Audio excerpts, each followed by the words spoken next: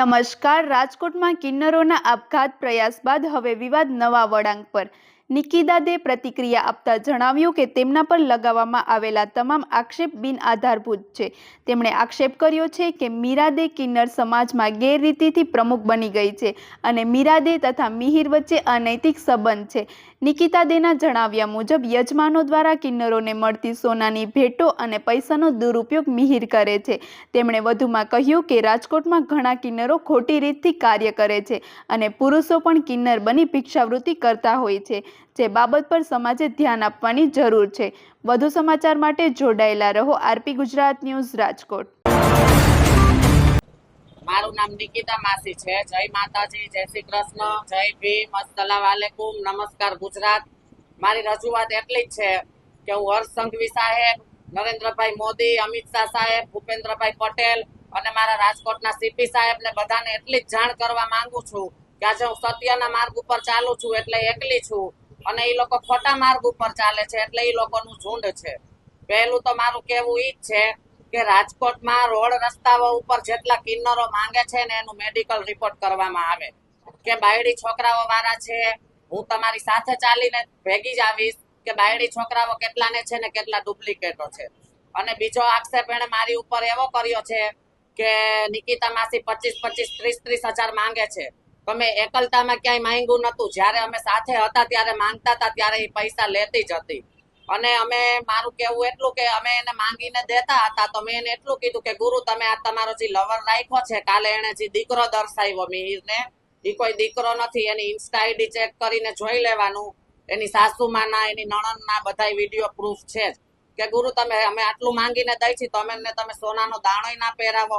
તો કે મારો મિહિર પહેલા પછી તું. બસ આ વસ્તુથી મને નારાજગી થઈ એટલે મેં એને કીધું કે તમે તમારી રીતે. રાજકોટની પબ્લિક પાસેથી પૈસા માંગીને એ મઠમાં આપતી નથી, મઠમાં રહેતી નથી.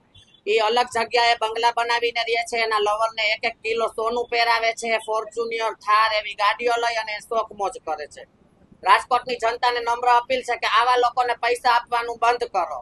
લગ્ન પ્રસંગ હોય તો 1100-500 રૂપિયા આપો, દીકરીના લગ્ન હોય તો રૂપિયો ના આપતા. અને એને બીજા આક્ષેપ એવા કર્યા છે કે નિકિતા માસીના ત્રાસથી મારા 10 કિન્નરોએ ફિનાઇલ પીધું. પણ એવું નથી. મારી પાસે પ્રૂફ છે કે મને 30 જણા દ્વારા રહેમીથી માર મારવામાં આવ્યો.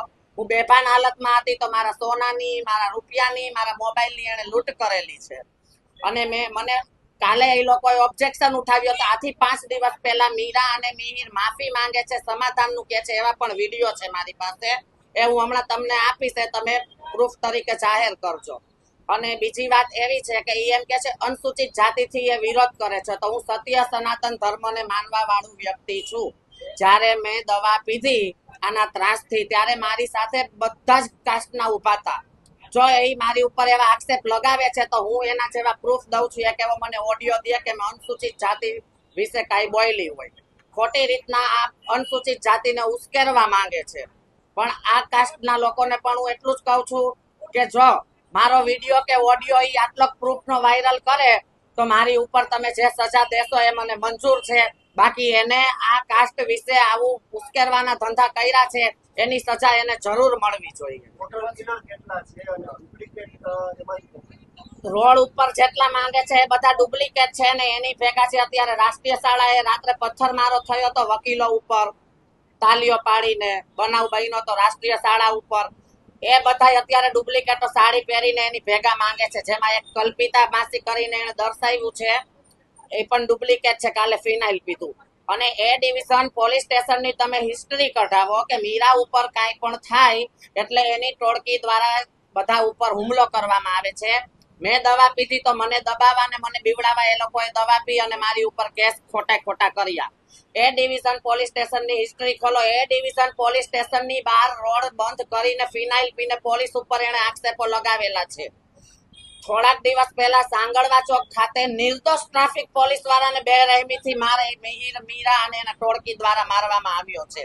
એ મારી ટોળકીનું હું એક શક્તિ ગરબી મંડળ ચલાવું છું, સારા ધાર્મિક કામ કરું છું. તો એને મારા દીકરાઓના નામ લીધા કે છગનભાઈ, રાહુલભાઈ, આ બધા કે આની ટોળકી છે ને જેને તેને મારે છે.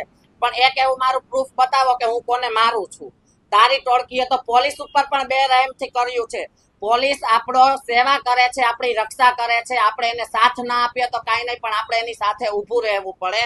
એ પણ એમના બાયડી છોકરાવાળા હોય છે, એ પણ એમની હિંમત રાખી અને સમાજની લાપરવાહી કરે છે. તો પોલીસનો આપણે સાથ સપોર્ટ આપવો જોઈએ. પોલીસ ઉપર આપણે હુમલો ના કરાય. અત્યારે હું એક જ છું અને એની ભેગા છે બધા, એનાથી દબાય છે. અને હું સાચી છું એટલે મને બીક નથી. મને ભગવાન અને અલ્લાહ ઉપર વિશ્વાસ છે કે હું સાચી છું અને મારી પાસે 1000 શબ્દ નીકળશે તો 1000 શબ્દના પ્રૂફ નીકળશે. મારી માંગણી એટલી છે કે હું રાજકોટમાં મારી જન્મભૂમિ છે, હું એટલો જ ન્યાય અપાવું છું કે મને પણ સજા થવી જોઈએ. મારો વાંક હોય તો એને કડકમાં કડક સજા અપાવો, મને ન્યાય અપાવો. અને હું પહેલા તો દેશદ્રોહીનો ગુનો નોંધીશ. મને કે તમે મારા ચેલાઓ મારા વિરોધ થાવ છો ને, હું બીજા કિન્નરોને રાજકોટ વેચી દઈશ, જેથી તમે રાજકોટ માંગી ના શકો. તો રાજકોટના કોઈ કિન્નરો એવા માલિક નથી હોતા કે રાજકોટ બીજા કિન્નરોને વેચી શકે. વિવાદ આખો ચાલુ ત્યાંથી થયો કે રોજના લાખ રૂપિયા માંગ્યા હોય તો 50,000 મીરાને આપવાના, 50,000 માંથી 30 જણાનો ભાગ અને બે ભાગ બીજા મીરાના 32 ભાગ. અમારે 1,000-1,200 રૂપિયા લઈને જવાનું. કોઈ જજમાન સારા હોય, કોઈ ખરાબ હોય, અમને સારું બોલે ખરાબ બોલે અમે સાંભળીએ અને એનો મિહિર ઈ રૂપિયાથી જલસા કરે. તો હું રાજકોટની જનતાને કહું છું કે તમે તમારા દીકરાને પૈસા નથી વપરાવતા અને કિન્નરોને આપો છો, તો કિન્નરો આવા ખરાબ જલસા કરે છે. તમે એની આઈડી ચેક કરો, ઇન્કમ ટેક્સની રેડ પડાવો, ઊંડાણપૂર્વકથી બધી તપાસ કરો. 2 નંબરનો રૂપિયો, 2 નંબરનું સોનું બધું જ એના ઘરમાંથી નીકળશે. પણ આ રાજકોટની જનતાને લૂંટીને, હું એવું નથી કહેતી કે 2 નંબરનો ધંધો કરે છે, નહીં. રાજકોટની જનતાને લૂંટીને, પહેલી વાત તો એ કે કિન્નરોને બધા ભગવાન માને છે, કિન્નરોને કોઈ દી ભાયડા નથી હોતા. ઈ એમ કે છે મિહિર મારો દીકરો છે, મેં નાનેથી મોટો કર્યો. તો 2 વર્ષ પહેલા બીજો હતો, એ પણ તારો દીકરો હતો 2 વર્ષ. અને દીકરો છે તો દીકરો માં દીકરાનો પબ્લિક કોઈ આંધળી નથી. પબ્લિક જાણે માં દીકરા કોને કહેવાય.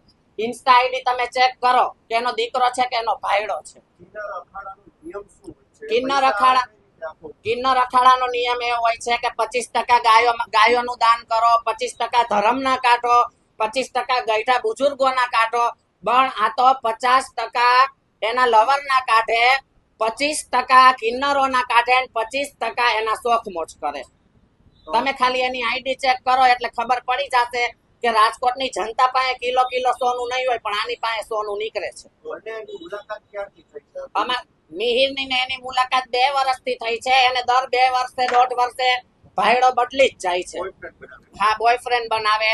અને મારી અત્યારે જીવને એટલું જોખમ છે કે ક્યારે મારી ઉપર હુમલો થઈ શકે ને એનું મને કોઈ નક્કી નથી. અને જો મને આટલો જ ત્રાસ આપશે અને આટલી જ મને હેરાન કરશે તો હું કોઈ પણ રીતે મારું જીવન ટૂંકાવી દઈશ. ડુપ્લિકેટની સંખ્યા રાજકોટમાં 150 થી 200 જણાની છે. માધાપર ચોકડી, બેડી ચોકડી, કાળીપાટ ચોકડી, સાત હનુમાન ચોકડી.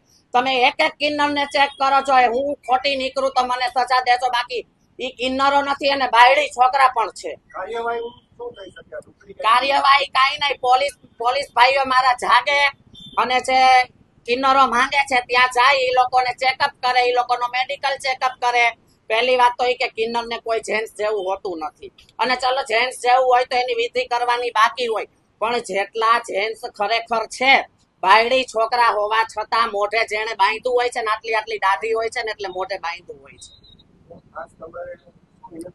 મારી વિનંતી એટલી છે કે બસ પૈસા આપવાનું ખોટી રીતે બંધ કરો અને મને ન્યાય આપો.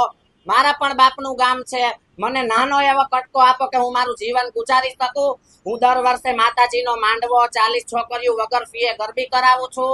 અને હજી 3જા મહિનામાં હું 5 દીકરીઓના સમૂહ લગ્ન પણ કરવા જઈ રહી છું. ટાર્ગેટ એમાં કોઈ હોતો નથી. આપણે જાણે કે લાખ રૂપિયા માંગ્યો હોય તો 50,000 એને આપી જ દેવાના. હા,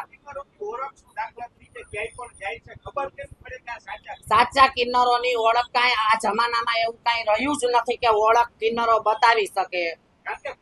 પબ્લિક પહેલાના સમયમાં તો એવું હતું કે લાઈટ ના હોય ને કિન્નર એમ કે પંખો ચાલુ થાય તો એ થઈ જાય. અત્યારે ભાયડાઓ કરવાના શોખ છે એટલે સત બધું વયું ગયું છે.